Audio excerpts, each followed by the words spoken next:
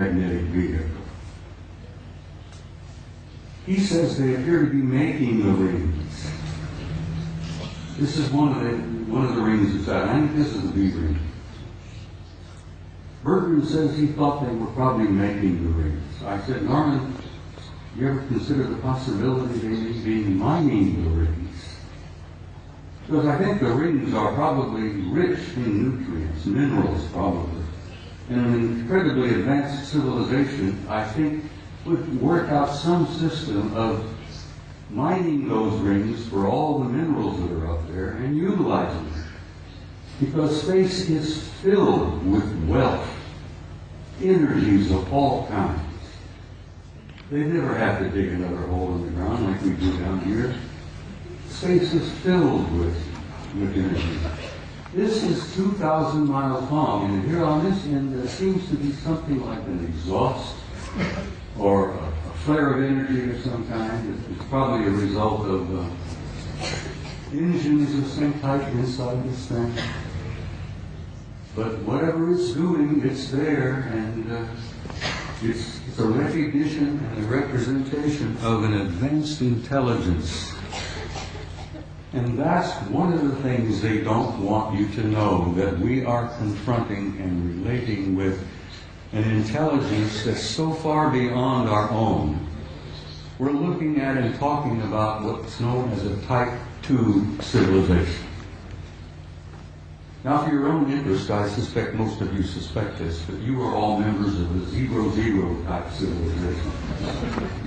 Beyond us, hopefully in a century or two, we might become a Type 1. But this is a representation of a Type 2 civilization. And Michio Kaku, the famous Japanese-American physicist in New York, has put out this concept about Type 0, 1, 2, 3, and 4 of the kind of advanced cultures and civilizations we will probably meet out there. Well, in probably meet out there, we've already met them. They're here. They're in our midst. So, I think I brought about 15 or 20 of these pictures, but I simply had no time. I don't have the time to show them all. But I've shown a few here, and I think I've piqued your curiosity. And I think most of you are pretty bright people, and you know you've been conned. You know you've been lied to. You're not fools. And I think you know who you are and why you're here and where you're going.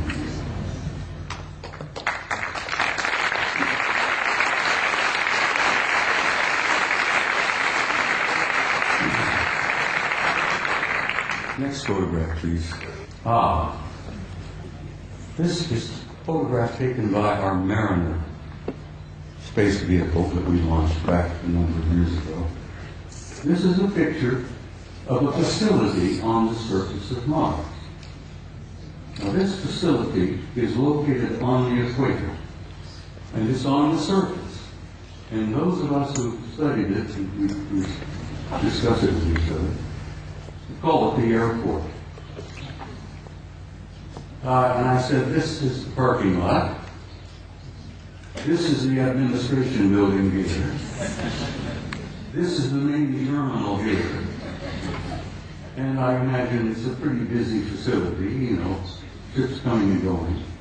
But it's not an airport, it's very likely a spaceport. It's on the surface and it's on the equator of Mars. And if you're ever interested in launching a vehicle from a planet, you put it on the equator and you take advantage of the rotation of the planet to assist in the launching of your vehicle. You can take the momentum of the movement of the planet and it helps you get the thing off the ground. So it's exactly on the equator, it's on the surface, and it's massive in size. So maybe that is the parking lot, I don't know. Maybe that's the admin building, but there's something going on Mars. And I've been going back and forth with Richard Hoagley now for years, where Richard, who I know most of you are aware of, is convinced that Mars is covered with ruins. Well, it is. But it's not just ruins. There are things going on that planet. On the surface, under the surface, continuously. Next picture, please. This was published in a German magazine, but this is a Soviet photo. This is from their Phobos 2 spacecraft. This is a city under the surface of Mars that is the size of Chicago. Chicago is one of our biggest cities. Several million people live in Chicago. This is under the surface. You can see the city block. You can see the breakdown here, portions of the neighborhoods, whatever it is. But it's generating an enormous amount of heat. And they picked this up on the infrared when Phobos is going around the planet and snapping pictures like crazy. And the Soviets were pretty open about releasing some of their photos, contrary to the United States, where lying has become a fine art. Don't get me started on my politicians. Phobos 2, city on Mars, under the surface. You can see the streets, Broadway, First Avenue, whatever. People have said, well, who was there?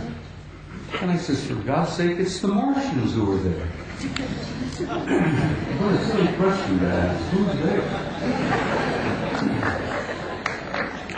Next photograph. Now, I love this picture. I'm in love with this lady. Your ancestors and mine called her Gaia. She was feminine. She was a goddess. She was sacred. This beautiful lady has a respiratory system. She has a circulatory system. And she has a heart. And she's our source of life on this planet. We needed her. We need her now. We wouldn't be here if it were not for her. We talk about Holy Lands, Mecca, Jerusalem, here, there, everywhere. That is the Holy Land, people. That beloved planet that we are home.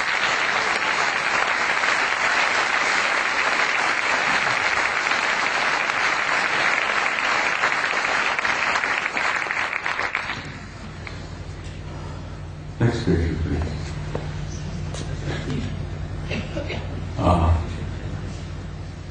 I spoke to you earlier about the fact that your grandchildren and your great-grandchildren and so on, the generations yet to come, have a destiny in the stars. And in time, they will go out there and claim their rightful place in that infinite community of life. And you can believe that, and you can accept that with an assurance and a truth that goes beyond doubt. The destiny of this species and this race, this troublesome clan of monkeys, is in the stars. And there is your destiny. And I want you to understand that and have some hope. And don't get depressed. Because you're going to be undergoing some very difficult times in the few years yet ahead. We're going through this transition, this transformation, this transcendent transformation into another species, into another race. And if you remember your own adolescence, it was a painful time.